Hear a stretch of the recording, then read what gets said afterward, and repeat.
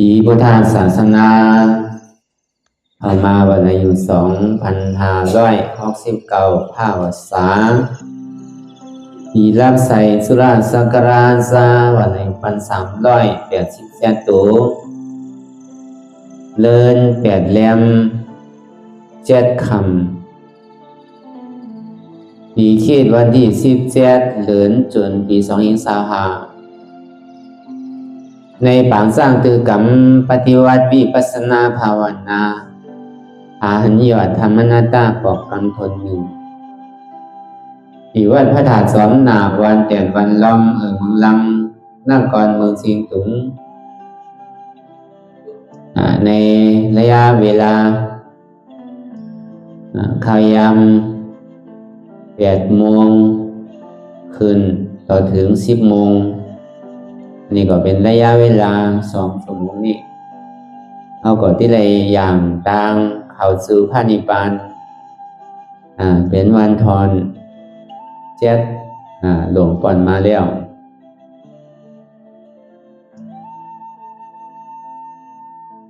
ดังสุดในก่อนเขานำขาไก่กุดขาขวาทับต่างขาซ้ายก่อนเลยขาซ้ายทับต่างขาขวาก่อนเลยมือ2 ขอนต่างไว้เหนือตาเขาก็อย่าไว้ตัวสื่ออย่ามีเข็มป้อนอย่าก็อย่ามียานป้อนพอเข็มป้อนนี่ก็มันจังให้เรากันสั่นไปของใครให้พอมันยานป้อนนี่ก็สั่งให้เราใครรับใครนอนสองว่ามัชฌิมาปฏิปทานนั้นอย่าวิเข็มป้อนอย่าวิยานป้อนอันเข็มป้อนยานป้อนนั้นมันว่ากับไก่โดยโตได้ใส่เพราะว่าตัวเฮาเข็มป้อนนี่ก็ใส่เฮาบ่เข็มเพราะว่าตัวเฮายานป้อนนี่ก็ใส่เฮาบ่ยานเพราะฉะนั้นอันเข็มแหลมยานนั้นมันเป็นปัญญาอ่อนโหโทนะอันมันเข็มป้อนนี่ก็มันที่เอาสตินำหนักอันมันย้อนยานนั่นและมันยานป้อนนั่นสำเอาสมาธินำหนักอันเข็มยานนั่นสำเอาปัญญานำหนักเพราะฉะนั้นเปลี่ยนเฮาได้มาเหตุการณ์วิปัสสนานี่มันเป็นการปัญญาเพราะว่าตาที่ผ่าซาตา8กิเลสนั้นใจว่าที่มีเขิงดักหนักเขิงอันกัดแขนในเมืองคลองกลางนี่ก็สามารถตาที่ผ่าซับตัด8กิเลสเลยเขิงอันคืดกับคืดปานอันอยู่ในเมืองสวรรค์จันทร์ผ่าฮอกจันนั่นก็ลีในเมืองพรหมหลุปะพรหมาหลุปะพรหมในสัจจวาราตัมวะตัมสิงในหมื่นโลกาธาตุนั้นในแสนโลกาธาตุนั้นมีเขิมอันไหนมีอาวุธอันไหนแต่ที่มาผ่าซับตัด8กิเลสนั้นจังผ่าตัดเลยหรือเสว่าปัญญาของสัมมาสัมพุทธเจ้าที่อันเจ้าได้ตรัสรู้อย่าเป็นสัมมาสัมพุทธเจ้าเกิดขึ้นมาแล้วถึงที่เอามาสั่งสอนก็ถึงมาหอดถึงเมื่ออันตาปานเฮามาเหลียวศาสนาป้อนเข้ามาแล้วครึ่งหนึ่งไปอีกหนึ่งมีอันนี้ดาที่ผ่าซับตัด8กิเลสกิเลสอันมันอยู่ฝังไว้ในลึกๆกิเลสที่อันหยาบอนุกิเลสที่อันมันลึกๆซะนั้นหรือเสปัญญาของสัมมาสัมพุทธเจ้าตาที่ผ่าซับตัด8คือมันปกขาดเลยนะเพราะฉะนั้นนี่แหละเขาก็ที่ได้ปฏิวัติตามเส้นทางของอริยมรรค8 เปิงตามเส้นทางของอริยเขาเจ้าเพราะฉะนั้นตั้งแต่เขาหนังไปก็อธิบายฟังเล่าไล่ที่อันเขาที่ได้เฮ็ดสื่อคือตาที่ผ่าซับตัด8ตัวสมุทัยสัจจะเป็นเหตุทุกข์ทั้งมวลทั้งสิ่ง มันจะว่าที่ผ่ากำเลียวถึงขาดเนี่ยกับปันพองเฮายามเหลียวนี่มันที่ได้ผ่าเป็นสี่ปอกมันจะได้เย้ากันเลยเพราะฉะนั้นสิ่งการเดียนเฮาที่ได้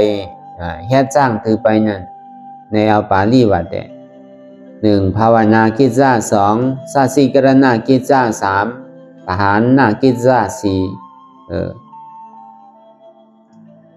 ภาวนากิจจาทัศนากิจจาปหานากิจจาสาสีกรณากิจจาเนี่ยการกิจจาการนั้นมันมีการนั้นแค่มันเตะมีสามประการการเดียนมันยาวโตไปเรียวหอดถึงเดียนโดมีการยาวในห้องว่าสาสีกรณากิจจาเพราะฉะนั้นเดียนเฮาหนังรับตาภาวนารับหูเนอจะนี่เปิดวิญญาณปัญญาคือเขาออกเขาใสคือเป็นยอนิโสมนสิการานั่นยอนิโสมนสิการานั่นฟองว่าคือเขาใสในการที่เขาได้ทอมก่อนดีในการที่เขา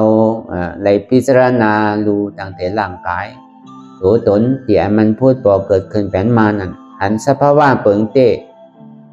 ที่มันเป็นอยู่มีอยู่เตะที่ในปัจจุบันห้องยามมือเดียวนี่อันนี้เป็นน้องว่าคือเลยปลาออกปลาใสเหตุการณ์ที่อันเฮาเฮ็ดนั่นที่สิ่งที่อันเฮาหานั่นสิ่งที่อันเฮาเหตุการณ์สร้างก่อนลีคือเฮาระนึกถึงคืออะไรปลาใสปลาคอว่ายอนิโสมนสิกาลานั่นอันนี้ก็เป็นคอนอันใหญ่ๆสำคัญเด็ดๆก็บ่ซื่อเนี่ยปานเมื่อ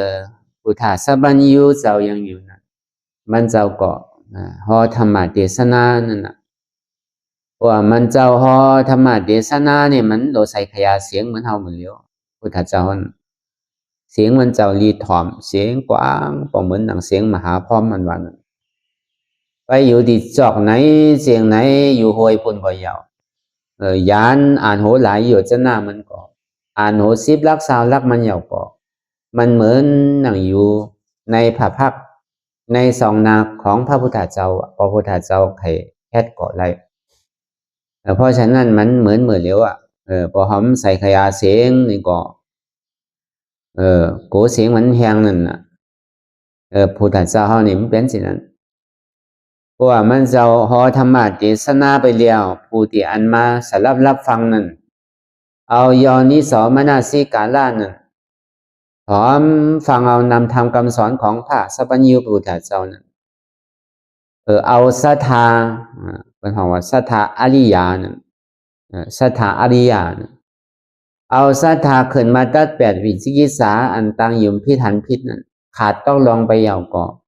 อัตตาเด็กที่นั่นก็ขาดจอมตั้งหลังขึ้นมาเป็นโสราปฏิมักโสราปฏิผลก็เป็นพระโสราวันไปสิ่งกำนำมันก็84,000เองก็เลยวันรู้ธรรมลงตาหันธรรมนั่นมันตัดแบบอัตตาเด็กที่วิจิกิจฉานั่นโดยการมือกาปานมือนั่นก็เพื่อเอาศรัทธายุ่มย้ำในข้อสั่งคำสอนของ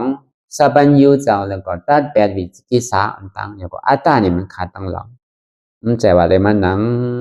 เหมือนเฮาสิเนี่ยมานั่งหนังออดตุบออดหยาบหนังหรือพอหันแจ๊บหันทุกข้าจะนี่มันใจว่าอันนั้นมันเป็นกาบเมื่อพระพุทธเจ้าเฮายังตึงมีต่อตอนอยู่ของว่าสัพพัญญูเจ้านั่นน่ะก้วยกาบเมื่อเหลียวแต่ถ้าว่าเฮาบ่าวออกปลาใจนี่ก็ยังสังเป็นได้อยู่ว่ะมันใจว่าเป็นได้เหมือนนั้นแกก้วยกาบมันเป็นได้เกแต่ที่ปลาออกปลาใจเขาออกเข้าใจในธรรมคำสอนของสัมมาสัมพุทธเจ้านั้น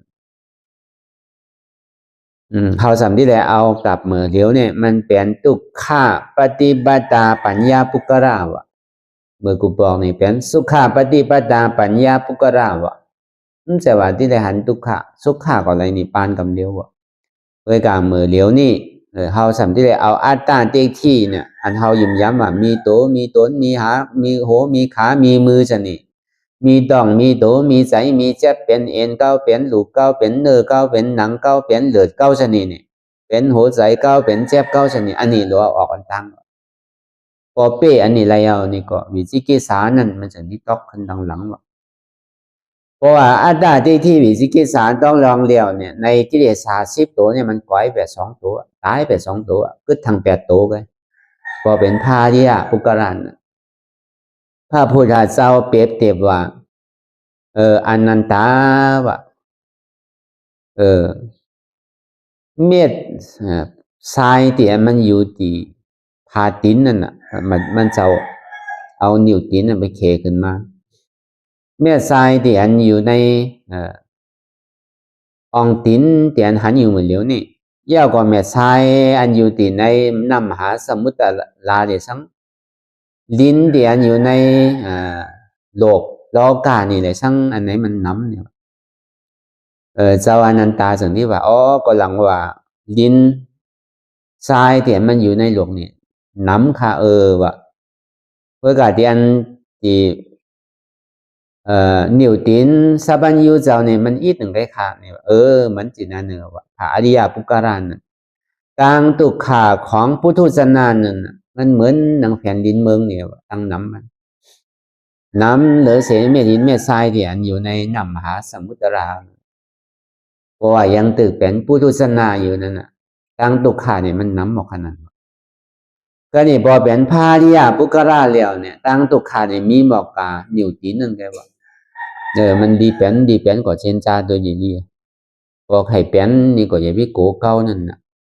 อย่าไปโกเจ็บเก้าอย่าไปโกตุข่าเก้าอย่าไปโกเพื่อเก้าผีเก้านั่นน่ะเราเอาออกเสียงอันนั้นน่ะมันใจโดเป็นเปิดโนเป็นเฮากันน่ะเฮาโลฮัดจุนอะไรนั่นน่ะอัตตาอันว่านั่นมันมีอัตตานอกในอัตตาในอัตตานอกนี่ถ้าว่าเฮาไปหันแจ๊บนี่เนี่ยใส่มันตึงผิวไปที่อ่ะไปผิวหลองเปิ่นนั่นน่ะอัตตานอกนี่เป็นเปิ่นน่ะไปเจนจาไปวนหลองเปิ่นไปเจนจาไปวนหลองเข้าไปเจนจาไปวนมาวนหลองเฮาเนี่ยเฮานี่ก็เป็นซ้ำเป็นจุ่มเฮาไปเป็นเก้าเตอเปิ่นก็เป็นอัตตานอกอันเฮานั่นก็เป็นอัตตานอกอันเข้านั่นก็เป็นอัตตานอกตามนี้เพราะว่ามันแจ๊บมันก่อนมันเคินมันเหมื่อยแกนมาเยานี่สิ่งที่หันเก้าเดี๋ยวที่หันว่าหูเก้าขึ้นขาเก้าขึ้นเอวเก้าเจ็บต้องเก้าเจ็บกลเก้าเจ็บใจเก้าที่ขาเก้านี่หุ่นซึกว่ามันเจ็บหรือเปิดเนี่ยอันนี้หันเก้าน่ะหันกูกับเดียวถ้าว่ามันหันกูหันเก้าเย้านี่เปิดนี่มันหายไปอัตตาหนอกนี่หายไป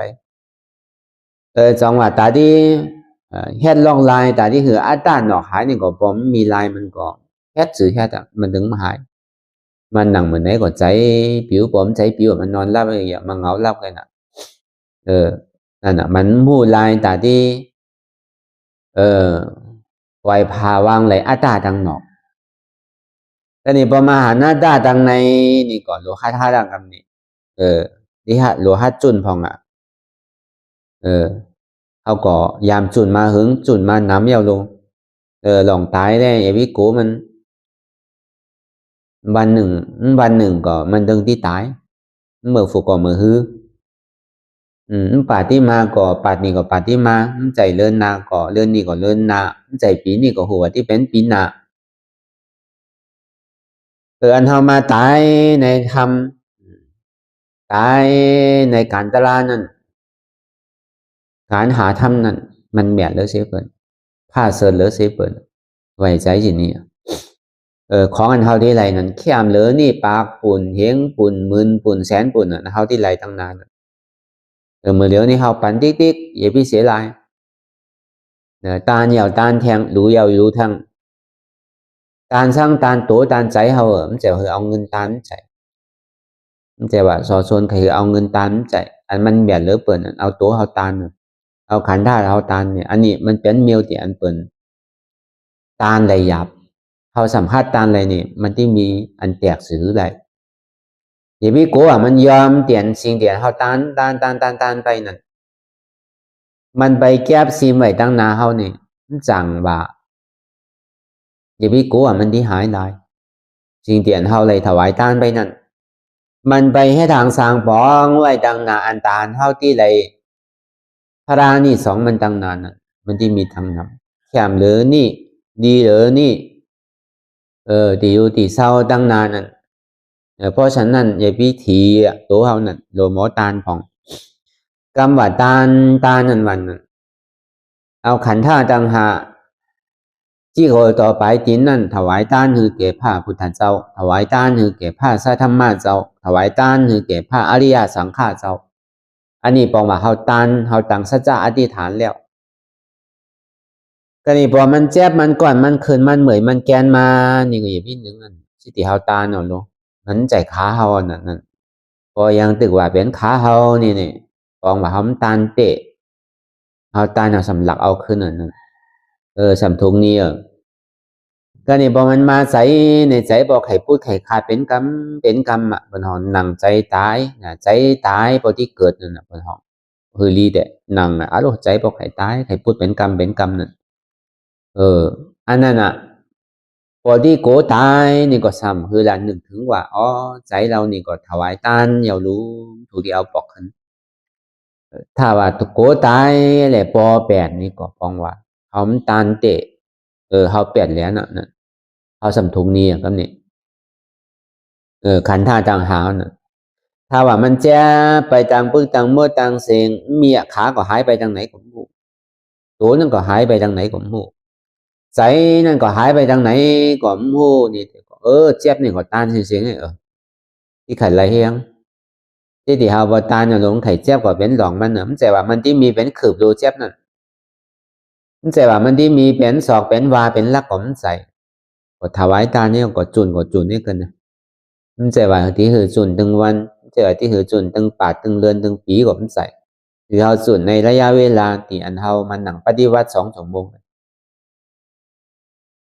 อันนี้ก็คือเป็นลอกลายตาที่ให้ถือเขาหมอไว้วางใส่เลยที่สำคัญมันนั่นน่ะเขาหลหมอไว้วางใส่ลอกลายแต่อันว่ามากกู300,000เปิงนั่น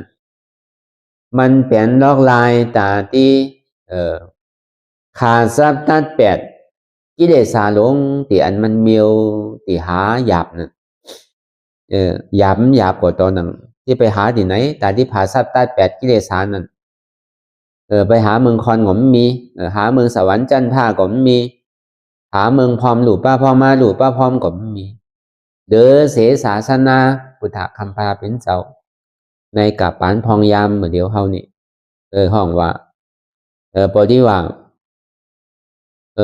พระพุทธเจ้าอันว่าเนี่ยเมียวรู้เนี่ยมากผ่อนนิพพานนั่นว่าแต่ก็เมียวเนี่ยเขาที่ยุ่มสินั้นภาริยาปุกราเขาเจ้าก็ที่เมียว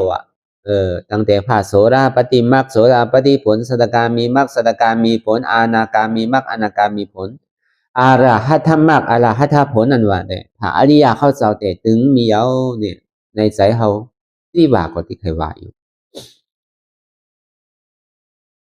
พระพุทธเจ้าดังเสียงดังว่าเนี่ยมันมีอยู่3 ตอนน่ะ1กิเลสานิโรธาสัมมาสัมพุทธเจ้าขันธานิโรธาสัมมาสัมพุทธเจ้าธรรมะธาตุสัมมาสัมพุทธเจ้ากิเลสานิโรธาสัมมาสัมพุทธเจ้านั้นเหมือนเจ้าใจชื่อท่าจ้างทุกขันจริยาในข่าวต่างหอกผียอม2 เดือนออกบทตั้งแต่อายุชาวเก่าถึงที่35มาถึงมาเหมือนเลือน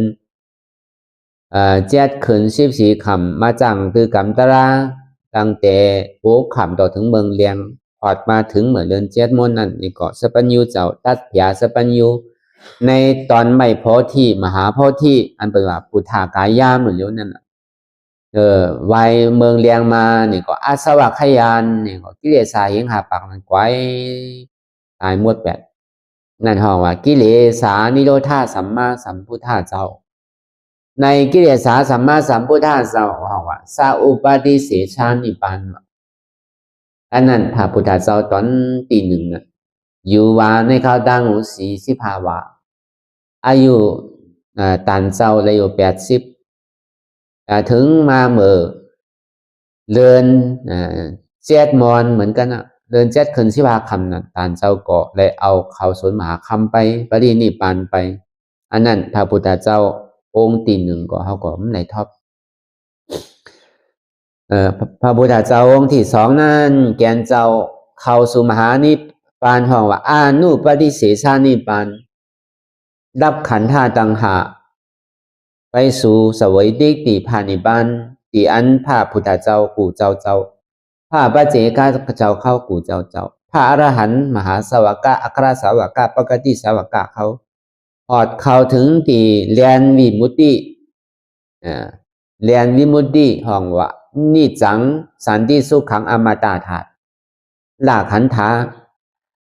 ธาไปแล้วเนี่ยบนห้องว่าอนุปาติเสสานิปานห้องว่าขันธานิโรธาสัมมาสัมพุทธะเจ้าขันธานี่บอกว่าขันธาต่างหากมีไว้เป็ดเข้าไปสู่ตีเรียนพระนิพพานห้องว่าอมตะธาตุห้องว่าเรียนวิมุตติเรียนนั้นเขาอยู่พองยามเหมือนเหลียวเนี่ยเปิดห้องสมุติมันเป็นเพียงสมมุติมันใจเป็นวิมุตติเนี่ยนะวิมุตติเนี่ยมันมีเตสมมุติเนี่ยมันเป็นอันเป็ดอันเรียนเหมือนเรามาต่างสื่อกันนี่ก็เปิดต่างก็เปิดไขคู่ฉะนั้นกันที่ว่ามันมีเตเป็นเตของใจด้วยเขาต่างสื่อหอมว่าสื่อแก้วว่าสื่อแสงว่าสื่อคำว่าฉะนั้นมันใจว่าต่างสื่อหอมเนี่ยมันที่หอมไปถึงวันถึงคืนถึงปีถึงโจผมใจเป็นต่างสื่อมันไล่กันต่างสื่อแก้วสื่อแสงเดี๋ยวมันจะว่ามีเงินมีแก้วมีแสงผมบ่ผ่านสิบอกผมใจอันเป็นว่าต่างสื่อเงินนั่นนี่ก็มันที่มีเงินมีคำผมใจผมแฮดผมมีมันเป็นสิ่งนั้นเป็นห้องว่าสมุติว่ามันเป็นสมมุติว่าก้วยการเรียนพระนิพพานนั้นเป็นวิมุตติวิมุตตินี่เป็นนิจังสันติสุขขังอมตะธาตุเองกันเสียงหัวใจพระอรหันต์หัวใจของพระปัจเจกพุทธเจ้าหัวใจของพระสัมมาสัมพุทธเจ้าเนี่ยพอไปหอดถึงตีพระนิพพานนี่เองกันเสียงว่าไหลใจมันตายเหมือนกันเสียงก็บอกมันมีเตนั่นพอเขาแค่เท้าจ่างก็ที่ทันเตนั่นเก่านั่นพระพุทธเจ้าสู่ทนสองมันทางว่าขันธ์ห้านิโรธาสัมมาสัมพุทธเจ้าเอาของไหนทับยาเขาสัมอะไรมาทอบยาอันไหนเนี่ยเขาอะไรมาทอบยาธรรมะพาตุสัมมาสัมพุทธะธรรมะนี่ก็เป็นปิฎกะสามกองนะธรรมะดังนอกนะพาตุนี่ก็เป็นถาดเจดีย์เป็นถาดพระพุทธเจ้าเลยเอามาทาปันหน้าไว้เหมือนหนังพระถาดซ้อมลอยนั่นเป็นของกระบะนั่นอันนั้นก็เป็นเซนโกโนพระพุทธเจ้าเอาเลยมาทาปันหน้าไว้ในเมืองเชียงตุงเราเนี่ยวัดดอกคงเนี่ยก็มีดีพระธาตุซ้อมลอยนั่นนะจังหวัดพระธาตุกึกวานกึกเมืองที่อันมีไผ่หูมีนั่นนะในพระธาตุซ้อมลอยนั่นเอาตั้งแต่เขียวฝังคำพระพุทธเจ้าเมื่อหนังสิ่งหนึ่งสัมมีที่เมืองสีโหลังกาสิ่งหนึ่งสัมมีเมืองเขสิ่งหนึ่งสัมอยู่ที่เมืองนากาสิ่งหนึ่งสัมอยู่ที่เมืองตาวติงสาที่พระธาตุจุฬามณีน่ะมันยังตึงมีสักขีพยานอยู่แน่บอกว่าถาตั้งนอกว่าเอาตาเนื้อตัวก็หันว่าการในสัมมาสัมพุทธะนี่เป็นหนทางของพระพุทธเจ้าน่ะเขาเฮ็ดก็พระเฮ็ดก็เหมือนมันนั่นน่ะไทยเฮ็ดเหมือนไตขึ้นเฮ็ดเหมือนขึ้นหมานเฮ็ดเหมือนหมานไทยเฮ็ดเหมือนไทยโยนเฮ็ดเหมือนโยนเขเฮ็ดเหมือนเขลาวเฮ็ดเหมือนเขลาวนั่นน่ะกัมพูชาก็เฮ็ดเหมือนกัมพูชาเวียดนามก็เฮ็ดเหมือนเวียดนามนั่นอันนั้นมันเป็นรูปธรรมว่ะตัวในนามธรรมะเตธรรมะนั่นแปลว่าอนัตตาว่ะอนัตตาว่าอันเตียนเฮาเลยมาถอมมายินเดียวก็พึกคือบ่ได้ปองแจงแรงใจนำทำคำสอนของสัพพัญญูเจ้านั้น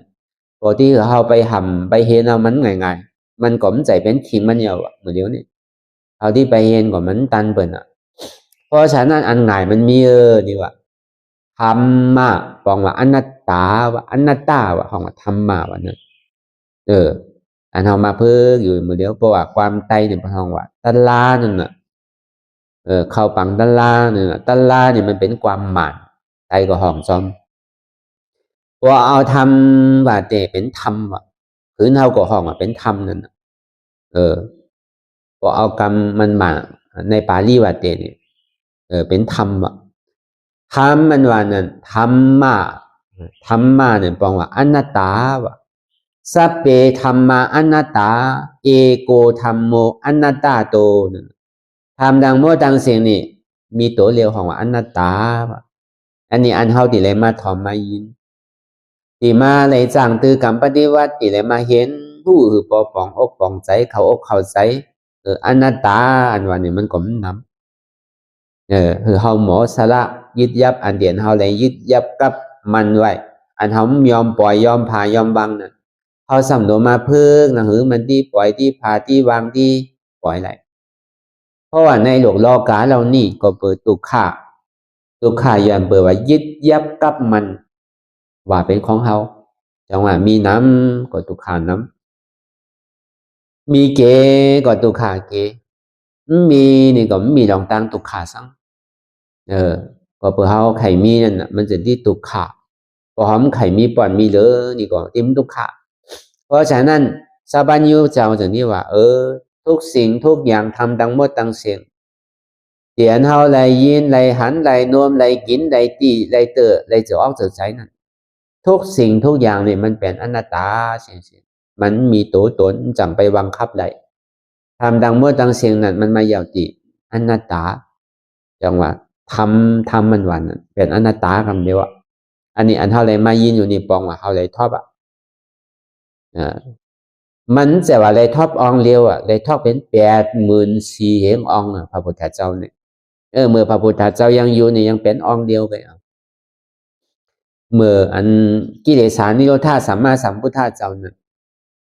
เมื่ออันขันธานิโรธาสัมมาสัมพุทธเจ้านั้นนี่ก่อนเลยทอบอองเดียวเลยด้วยกับปันพองพยายามเหมือนเหลียวนี่ศาสนาเข้ามาอยู่ใน2,569เยาธรรมะสัพเพธรรมาอนัตตาเนี่ยอภิธรรมา42,000เหงพระสุตตันตะ21,000เหงพระวินัยยา21,000เหงในธรรมดังเมื่อดังเสียงนั้นมีอยู่80,000เสียงจองมาอนันตาเมื่อพระพุทธเจ้าเขาที่เขาสนมหาคำไปแล้วที่เขาปรินิพพานเขาเป็นอนุปฏิเสสานิพพานนั้นเจ้าอนันตาถามมาไว้ช้าถึงพระพุทธเจ้าค่ะไว้เสพระพุทธเจ้าเอาปรินิพพานไปแล้วนั้นข้าเขาที่ไหนนั้นระลึกถึงจือที่ไหนให้จือค่ะที่ไหนเอาไปเป็นตัวต่างค่ะทำที่อันเก้าสอนไว้ดีแล้วนั้นอภิธรรมาสุตตันวินัยยะในธรรม84,000เหงผ้าธรรมขันธ์นั้นเอาก็เป็นตัวต่างเมื่อเหลียวนี่เขายังอยู่ในมีตอนเดียวกันแบบบอกก็ปรินิพพานไปเนี่ยมีอยู่84,000เหงตอนนั้นตอนนี้ว่าสัพเพธรรมาอนัตตานั่นพอเป็นสิ่งนั้นที่เลยระนึกถึงติไหลขาที่ไปหาติไหลที่อันเก้าถูกที่ระนึกถึงเก้านั้นตีพระสูตรยากตีได้ตัสเปียสัพพัญญูพระพุทธเจ้าตีเข้าสู่ปรินิพพานนั่นอันนั้นน่ะที่เป็นตีอันระนึกถึงเก้านั้นจังว่าเปิ่นไปแอวกันในเมืองพุทธากายานั่นน่ะพอไปแอวหัวที่เปียก็แอวไล่ๆกันนังเก่าก็มันไหลหังเตะพอหัวที่พระพุทธเจ้าเขาเกิดนี่ก็ง่ายๆเนาะคือระลึกถึงคุณของพระพุทธเจ้าที่พุทธเจ้าเขาเลยเทศนาธรรมจักได้เทศนาอนัตตลักษณะสูงในที่นี้เนาะเนี่ยเขาระลึกถึงที่พระพุทธเจ้าเขาตัดเพียสัพพัญญูที่พุทธากายานั่นเนี่ยสังที่พระพุทธเจ้าเขาสนมหาคำเอาปรินิพพานไปนั่นต้องพุทธเจ้านี่เป็นเจ้าจอมโลกในโลกาในสัจวาราทั้งหมดทั้งเสียงในหมื่นกระถาโลกกระถาแสนโลกกระถานี่ยังเป็นเจ้าเป็นจอมเปิ่นเสียงนี่ก็ยังที่เอาปรินิพพานอย่างที่ตายอยู่อันเฮานี่สำเป็นไพ่เนี่ยนะอันเฮามันตายวันนี้ไม่รู้เนี่ยตอนนั้นตอนโตสัพพัญญูเจ้าก็ยังที่ไหลตายอยู่เพื่อกับเปิ่นตายเอาเปิ่นเกิดลงมันเหมือนเฮานะเฮาที่ได้เกิดทางเกิดหมู่อันนี้คือระลึกถึงที่นั้นว่าอันนี้บอกว่าธรรมะบอกว่าอนัตตานั่นสัพเพธรรมะอนัตตาเนี่ยอันนี้ธรรมะธาตุนั่นนะคำนี้ธาตุนั่นบอกว่าเป็นธาตุว่าเขาสำทอบไรสื่อเมื่อเลี้ยวนี่ทอบไรว่าเมื่อป่อนมานันรู้จังทอบไรจังหันไรว่าหันกันกูวันธาตุอันแจบมันธาตุต่ออันแจบมันเนี่ยมันอยู่ที่โตที่ใจนี่คำเดียวพอหนังไปนี่อันมันเจ็บแกนตรงตอดเน็ดสานสันไว้คมไตก็ในปาลีนั่นห้องว่าวายอถาดวายอถาดก็ปองความเฮานั่นห้องว่าถาดลอมมันมันใจของเฮานั่นมันเป็นถาดลอมแกมันเป็นอนัตตามันใจของเฮา อันมันไหมอยู่เลยสั่งอันมันกัดอยู่เลยสั่งอันมันอุ่นอยู่เลยสั่งอันมันหนาวอยู่เลยสั่งอันนั้นห้องว่าเตโชธาตุเตโชธาตุเนี่ยเป็นสั่งเป็นธาตุไฟว่ะอันมันนักอันมันแข็งอันมันโอนเอออันมันเว้านั่นอันนั้นเปิดห่อเป็นปฐวีธาตุว่ะปฐวีธาตุเนี่ยเป็นสั่งนี่เป็นธาตุดินว่ะเขาหันกันกูว่านู่นนี่อันมันจับยาวก่อยายเป็นยาวก่อลูกเกิดยาวก่อรับจะนี่ห้องว่าห้างอาปอธาตุว่ะเป็นธาตุนำอันนั้นมันใจว่าธาตุนำนี่เฮอไหลใครไหลเลยเป็นธาตุนำใจเดี๋ยวมันเกิดรับเดี๋ยวมันจับยายเดี๋ยวมันเป็นรูจะนั้นอันนั้นเป็นธาตุนำวันนั้นเปิดห้องว่าอาปอธาตุว่ะ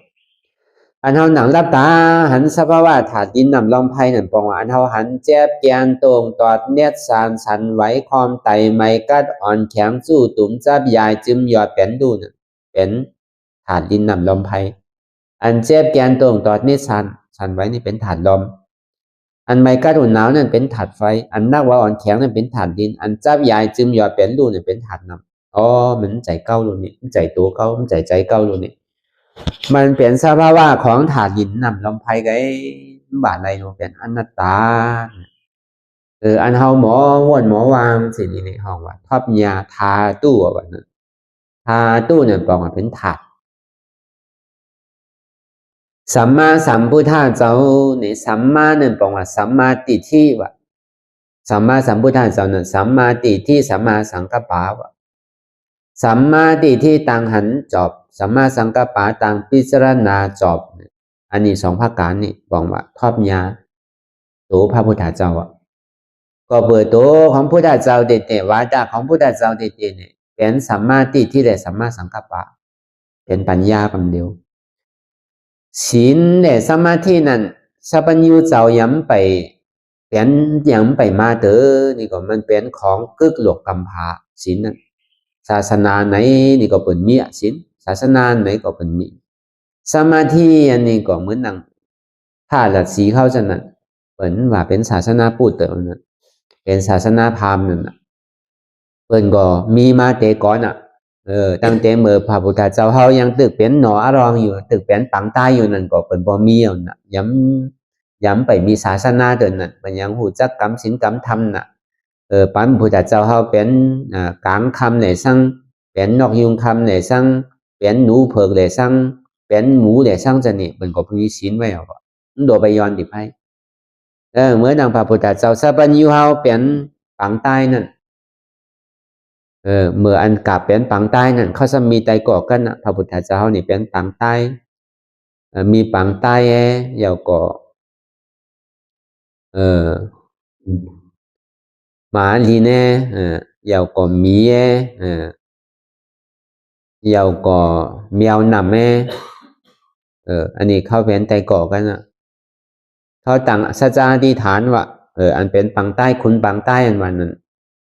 เป็นสัพพัญญูเจ้าเฮายังตึกเป็นหนออรองเลยแหละตึกสร้างแถมปารมีอยู่พอถึงมาเมื่อเดือนมนในวันเมื่อฝุกนี้เอาที่เอาศีลนี่ว่าถ้าว่ามันมีปุกลาผู้ไหนมาภาพต่างดูต่างตานี่ก็เขาก็ที่อ่อนกันดูก็ไหนมีสังก็เอาอันนั้นตานเนี่ยก็ได้ก็มีสังนี่ว่าก็นี่เป็นคนกินเยอะกินยามันกินหมากกินไม่เหมือนสู้ว่าก็นี่ก็เดือเสียเอาโตก็ดูนี่มันมีสังทางอ่ะนี่ว่าเนี่ยสัพพัญญูเจ้าเฮานั้นตั้งสัจจะอธิษฐานสินั้นก็ถึงเมื่อเดือนเพิ่น14ค่ำมาก็เฮาอูกันน่ะ15ค่ำมานี่ก็มันฮ้อนไปถึงที่พญาอินทร์ในเมืองสวรรค์จั้นตาวติงสานั่นที่อยู่มันเนี่ยมันโน้นนะว่ามันมีอยู่อ่านโหปางโยชนามันแผ่นหินในเป้งไว้ประมาณหนังนี่โน้นนะก็นี่มันกึ่งกลางแข็งขึ้นมาว่ะที่หนังพญาอินทร์นั่น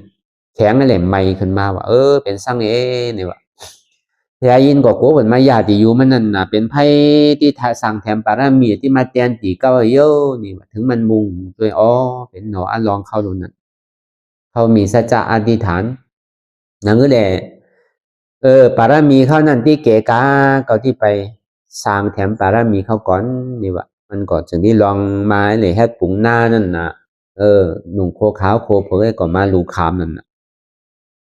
มาปีนี้บาทมาลูคามนั่นนะกำนี่หมานี่ซ้ำไปที่ไห้ที่สวนซ้ำไปหัน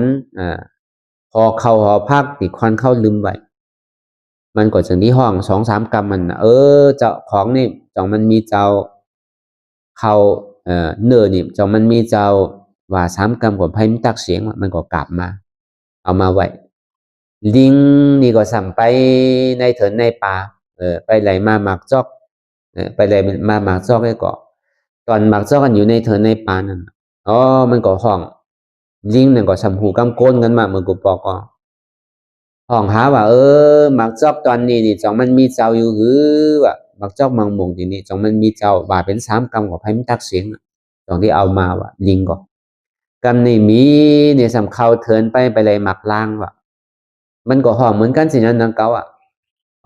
หมักล่างนี่จองมันมีเจ้านี่ก็ห้องเป็น3กำของตักเสียงว่ะมันก็เอาหมักล่างมากำนี่แมวนำนั่นมันก็ไปรวมไปเนี่ยสัมไปหันมังปอกก็ว่าสมว่าเป็นเรียนมังปอกก็สมว่าเป็นแมวนำมันมี2อันไว้เฮาว่าเอาเข้าใจนะง่ายๆก็เฮาว่าเป็นเรียนเฮาว่าเป็นแมวนำเนี่ยพอมันรวมไปที่กุนทรายนั่นเป็นสำเอาปลาสุกไว้ที่กุนทรายนั่นแหละมันรวมมันยินเสียงมันยังก็จังที่คุดได้ก็ห้องหาเจ้ามันห้อง3กำก็มันมีไผตักเสียงพอทีนั้นมันก็กลับมาไว้ปลานั่นแต่นี่พอมาห่างเฮียนมายาวนี่ก็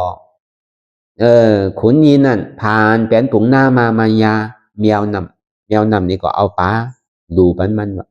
มาดูขามเอานี่ก็ดูขามพองมีสร้างเอาปลานี่ไปพอจีนั้นก็เอาพักไว้ก่อนกำก่อนมาเอานี่เอาพังดินเอาแก้ไว้ขึ้นแล้วนี่พอไปยาหมาลินเนี่ยนะหมาในหมาลินน่ะมันก็สำขึ้นเอาเข้าเลนเนอร์จีนั่นอันที่เขาเนอปิงเนอจีที่เขาเลยเอาไว้ลืมไว้ดีเถียงนานั่นเอามากาปันว่าหมานั่นกำนี่หมีนั่นก็สำเอาหมากลางนั่นน่ะมาตานปันว่ากำนี่ลิงนี่ก็สำเอาหมากไม้มาตานปันว่กำนี่เขาก็ไปจู่กันทีเดียวถึงที่มีปังใต้นั่นกำนี่กำนี่มันก็เข้าไปที่ปังใต้นั่นน่ะเป็นหือละปุ่งนาเนี่ยที่ช่างหลวช่างที่มาดูขามาขายไรช่างเนี่ยว่ะขายไรตัวก็ว่าขายไรตัวรีบก็เอาไว้เลยนี่ว่ะเขานี่มีช่างตาลนูนี่ว่ะก็เป็นคนกินเยอะกินยาไปก็ที่เอาตัวเป้าตาลใครแฮซื้อก็แฮใครคาก็คาใครแฮมก็แฮมหรอกใครกินรีบก็เอาสะพอว่าหรอกเนี่ยเอากลางใจว่าหรอกเนี่ยมันที่สั่งไปกินไรเนี่ยบะมันใจมีเขาโลกินนั่นรีบดูว่ะพอเป็นสินั้นก็สูงไพ่ได้นี่ว่ะพอใครกินนั่นซุกนี่ก็ใครกินนั่นซุกเกอนี่ว่ะสูญไพ่ได้นี่ว่ะพอใครกินนั่นซุกก็ที่แหวนเข้าไพ่นี่ว่ะพอใครกินนั่นซุกก็อย่าไปไม่ใส่สั่งว่ะปุ่งนาให้มึงโลแฮดโลยับสั่งนี่ว่ะสิติปังตายนี่มันกินกินปลาเราเนาะมันกินเยอะกินยาไงโลเพราะว่ามันสูมไพ่เอานี่ก็ปังตายเนี่ยสันขนมัน3กำพอสัน3กำก็แหวนเข่าไพ่ไปเพราะว่าแหวนเข่าไพ่ไปเอานี่ไพ่นี่รับ8พอรับ8สูมทางไงเนี่ยสูมลูกมาทางก็นี่พอสัน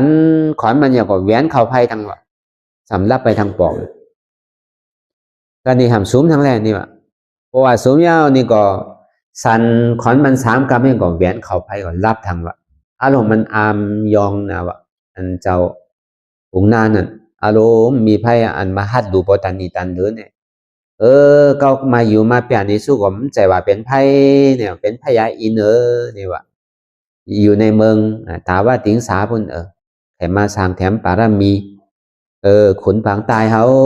มันจะได้ย่องอามขุนผังใต้ไหนแหละไปไม้ไว้ดินเนื้อเรือนนั่นอันนั้นพอเรือนมอนมาตัวเรียเหมือนผังใต้ไปอันนี้เขาหูปืนของพระพุทธเจ้าเดือเสในหลวงหอยนี่พอมันไม่ไปแล้วก็ยังตึงมีอยู่พระพุทธเจ้าอริยเมตไตรปอเกิดขึ้นแต่มานี่ก็ตีเลื่อนมันก็ยังที่มีอันหมายไว้ผังใต้อยู่อันนั้นเป็นจัดของพระพุทธเจ้าก็ตมาเขาการนี่สรุปจ่าเดียว นี่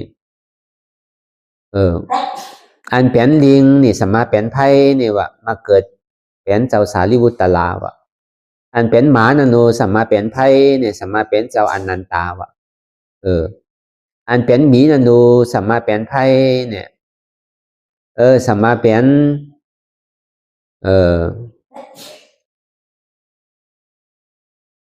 อันหมีเนี่ยเป็นเจ้าโมกขลานกำนี้อันเป็นแมวเนี่ยสมาเป็นไพ่เนี่ยแมวนั่นเป็นเจ้าอนุรุตเป็นเจ้ากัสสปาวะ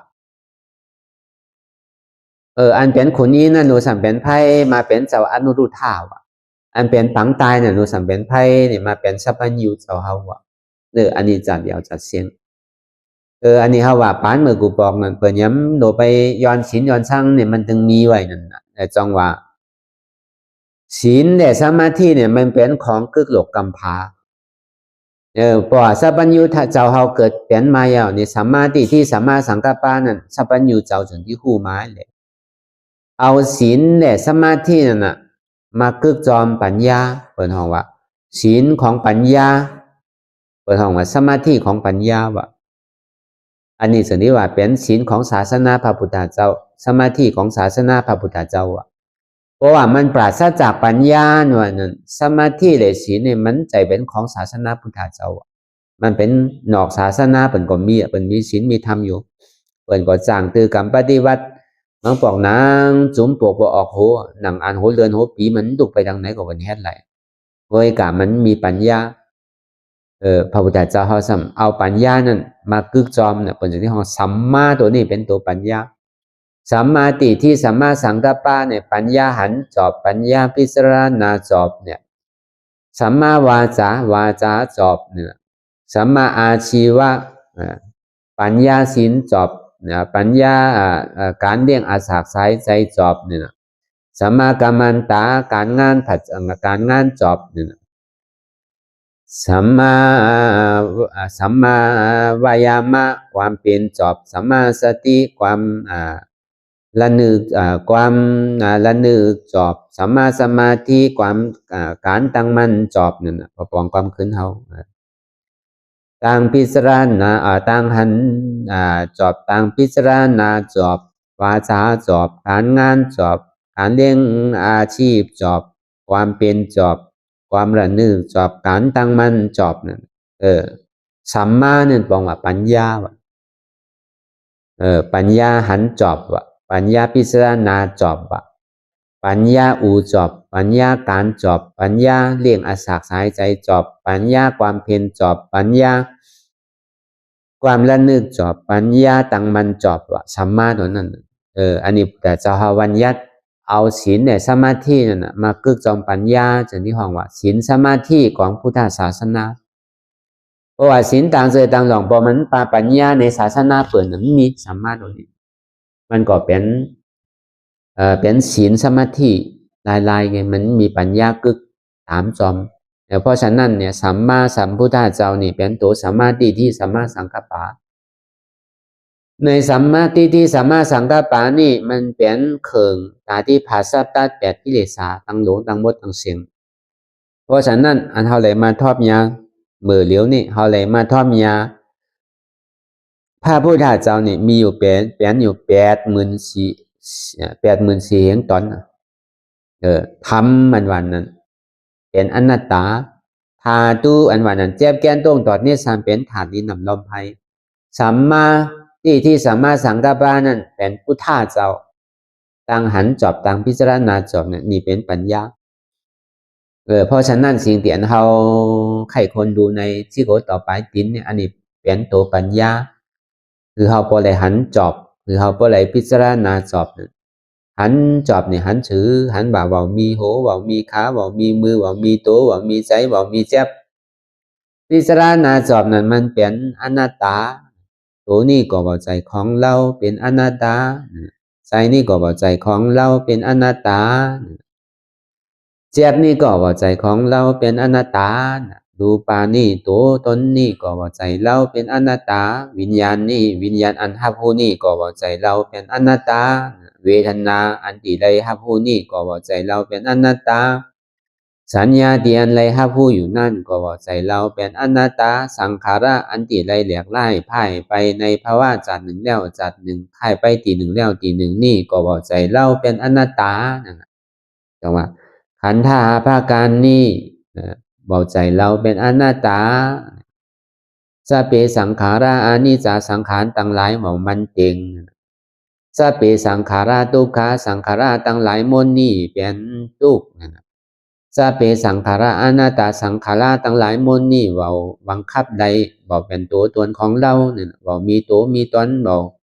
ผู้เปิงบอกพองำใดเนี่ยเป็นอนัตตาดูปาขันธาอนัตตาวิญญาณขันธาอนัตตาเวทนาขันธาอนัตตาสัญญาณขันธาอนัตตาสังขารนาขันธาอนัตตานามาดูปังอนิจจังนามาดูปังทุกขังนามาดูปังอนัตตานั่นตัวเหล่ใจนี่ก็บอกมันเต็งตัวเหล่ใจนี่พ่อว่ามันบอกมันเต็งเลยเป็นตุกนั่นเพราะว่าตุกนี่ก็บังคับบอกใดเป็นอนัตตาบอกใจตัวตนของเราบอกมีบุคคลเราเขาบอกมีเทวดาบอกมีปีศาจสัตว์คนหรือเสเป็นรูปแหล่นามนั่นนะนามาดูปังอนิจจังนามาดูปังทุกขังนามาดูปังอนัตตานะเพราะฉะนั้นเนี่ยสิ่งที่อันเฮาเลยพิจารณาดูที่ร่างกายของเรานั้นมีอันไหนของเนี่ยที่ว่าเป็นตัวเฮาใจเฮาเจ็บเฮาจังหวะหรือเอาเลยสลับรับพังคือเลยหนังหาภาวนากิจจะหนังรับตาเนื้อเปิดตาย่านปันตัวพิจารณาดูที่ร่างกายเดี๋ยวมันพูดบอกเกิดขึ้นเป็นมานั่นจังมันเป็นของเฮาอยู่หรือเนี่ยถ้าว่ามันใจของเฮาเนี่ยก็บอกว่าตัวนี่บอกใจเราเนาะเป็นอนัตตาเนี่ยปฏิวัติรูปะขันธาอนัตตาตัวนี่บอกเป็นของเราเป็นอนัตตาเพราะฉันไหนถึงว่าเป็นของเราเพราะว่ามันไข่เท่าบอกไข่เท่าก่อเท่าบอกไข่แก่ก่อแก่บอกไข่เจ็บก่อเจ็บบอกไข่ตายก่อตายบอกไข่ผาดยานกันก่อที่ใดผาดยานกันอันนั้นฟังว่าตัวนี้ก็บอกใจของเราเป็นอนัตตาเนี่ยก็นี่พอมาติดใจทางเนี่ยมโนใจที่อันมันหลันนึกไปตั้งหลังก่อนดีหลันนึกไปตั้งหน้าก่อนดีบอกหลันนึกสังก็ดีสิ่งที่หลันนึกไปตั้งหลังนั่นเหมือนหนังควันตายสิ่งที่เรานึกไปตั้งหน้านั่นเหมือนหนังควันนอนรับสิ่งที่ว่าเรานึกสังนั่นเหมือนหนังคนบอดว่าสิ่งที่อันหูหับไหลตั้งหมดตั้งเสียงนี่ก็เพราะว่าใจนี่บอกใจของเราเป็นอนัตตานั่นก็นี่เวทนานั่นมังปอกสุขาเสอสบายใจมังปอกตุขาขันใจน้ำหูน้ำตาไหลหยอดย่อยเนี่ยสุขานั่นในควันโลกโลกานี่ก็ในก็บอกผสองไข่ใดอันสุขานี่คนในโลกโลกานี่หาปอจอดปอเจหาถึงวันไตเมืองนะหาถึงวันนอกน้องนอกเมืองถึงว่าใดมาเต่าใดก็เบาเปลี่ยนที่อันสุขาสบายใจไหลเพราะว่าตุขานี่คนเราโกสุขานี่คนเราเจิกว่าถ้าว่าเราเลยปฏิวัติในโลกุตระธรรมแล้วนั่นทุกขามาก็หือก็บอกกูสุขามาก็หือก็บอกสบายเพราะว่าทุกขานี่ก็บอกมันเก่งสุขานี่ก็บอกมันเก่งว่ามันเป็นอนัตตาทุกขานี่ก็เป็นอนัตตาสุขานี่ก็เป็นอนัตตาบอกมันเก่งว่าสิ่งที่มันเก่งนั่นเป็นท่านิพพานของอนิจจสันติสุขอมตะธาตุอันนี้ก็เราพิจารณาความจำแหลกที่ว่ามานั่นเราทิ้มไข่ลับอันนั้นเนาะผมใจเขาที่ไข่ลับเพราะฉะนั้นนี่ก็อันนี้ลายตีหันเท่าที่หมอจุนภาวังขันธาดังหะนั่งหื้อแหละเท่าที่วางได้ง่ายเท่าที่เปี่ยวจอมนำจอมทำที่ได้คืองานที่พุทธเจ้าสัพพะตานังธรรมะตานังจินาติสัพพะราสังธรรมะราสังจินาติรัตสังอันวันอายสาวะ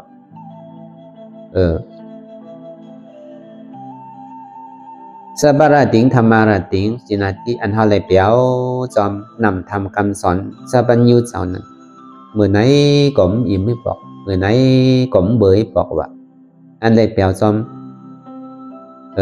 นำทำคำสอนนั้นตัณหาขาโยสัพพะทุกขาจินาติติเพราะว่าตัณหามอดสุดเสียงไปแล้วก็ทุกขาในจึงที่มอดว่าอันนี้ต่อไปเขาก็ไกวห่อกว่าดีเจก็อ่านที่หออันสีคอเนี่ยไว้กับมันสัมสือไปต่างนามันไปยากันนี่ก็สัมหอต่างเสือไปพอตัวข่าวตัวยามมันพอถึงขิงมันมากกว่าไกวห่อคือมันละเอียดใน อันที่สี่ข้ออันที่ว่ามาเมื่อเจ้านั้นสัพพะตานังธรรมะตานังจินาติสัพพะราสังธรรมะราสังจินาติสัพพะราติงธรรมะราติงจินาติตัณหาขายโยสัพพะทุกขาจินาติติเนี่ยอันนี้เรียกว่าแค่หมดนังเก่าพอถึงตัวตันมาเหมือนไหนนี่เขาก็เอาหอไปก็ละอันนี้ก็สำแค่หมูอันเขาได้เทศนาธรรมในขันธ์ดังหาปฏิวัติเจ้าว่าเสียบไม่ว่ากรรมนั่นพองนี่ก็ว่ากรรมเทศนาพองนี่ก็เอาก็ที่ใครรับนั่นนะเนาะทำแจ๊บสำออดไหนมันไข่ขามนั่นน่ะพอขามไปขามมาไข่รับนั่นน่ะพอมันมาเขาสำตัวโลมันก็รับเลยจังแฮดเจอมันมาหาเขาอยู่เสร็จเขาสำขี้คานตัวมันนั่นน่ะกรรมของเรารับแปดกรรมนี้เขาตัวเขาหมุนมองมันอยู่มันที่มาสื่อเป็นสื่อเนาะไปถามมันอยู่เขาสำตัวสำบนสำไปมาเตือนนั่นน่ะเหมือนเขาเหมือนควันมองกันนั่นน่ะมันไหลผ่านกันหึงเดียวก็เหมือนไหนมันที่มาพอยินเสียงแก่ยินเสียงไอเสียงสร้างมาปองงอกแงนตัวเอาน่ะมองสื่อผมไปมานั่นอันนั้นหันอยู่วนอยู่ก็สำหันวันนั้นเมื่อบอกนี่หันอยู่ก็สำวนสร้างนั่นมันพอมาเต็มหอเต็มเฮินเหรอยังถือว่ามีที่ไหนอยู่นั่นน่ะที่เต็มเป็นมาเต็มเฮินนั่นน่ะอันนี้ก็ไม่ไรว่าพอหันก็โดวนจอมพอวนก็โดหันจอมว่าต่างหันในต่างวนพิจารณานั่นคือมันเปลี่ยนกันหันอยู่ลายๆก่อมวนก่อมได้วนอยู่ลายๆก่อมหันก่อมได้คือมันงามกันนั่นสมาธิที่สามารถสังกัปปะวันนั้นสมาธิที่หันทุกขะสามารถสังกัปปะวนว่าทุกขานี่เป็นอนัตตาสมาธิที่หันเจ็บสามารถสังกัปปะวนว่าเจ็บนี่เป็นอนัตตาสมาธิที่หันมาว่าใจหัวเก้าว่าใจขาเก้าว่าใจมือเก้าว่าใจตัวเก้าว่าใจใจเก้าว่าใจเจ็บเก้ามันเป็นอนัตตาสมาธิที่นั้นสมาสังกัปปะสมาเป็นอนัตตาสมาธิที่หันแจ๊บแกนโต้งตอดเนตรสารไว้ความไตไม่กระดอนแข็งสู้ตุ้มจับใหญ่จึงอย่าเป็นลูกสมาสังกัปปะสมบูรณ์ว่าแจ๊บแกนโต้งตอดเนตรสารไว้ความไตไม่กระดอนแข็งสู้ตุ้มจับใหญ่จึงอย่าเป็นลูกนี่เป็นอนัตตาอันนี้ก็เราพิจารณายาวๆข่าวยามึงหึงอย่าพิว่าไว้อย่าพิว่าเทิงเปลี่ยนเฮาหันเปลี่ยนเฮาวนเปลี่ยนเฮาวนเฮาหันนั่นหึงพอเปลี่ยนกันไปวนต่อถึงเจ็บนั่นพอสุดวนต่อถึงทุกขานั่นพอสุดถ้าต่อถึงอาตานั่นพอตัวพูดขาดไปอันไหนที่มันพูดบอกเกิดขึ้นเปลี่ยนมานั่นนี่ก็คือเฮาหมอวางเปลี่ยนอนัตตาไหล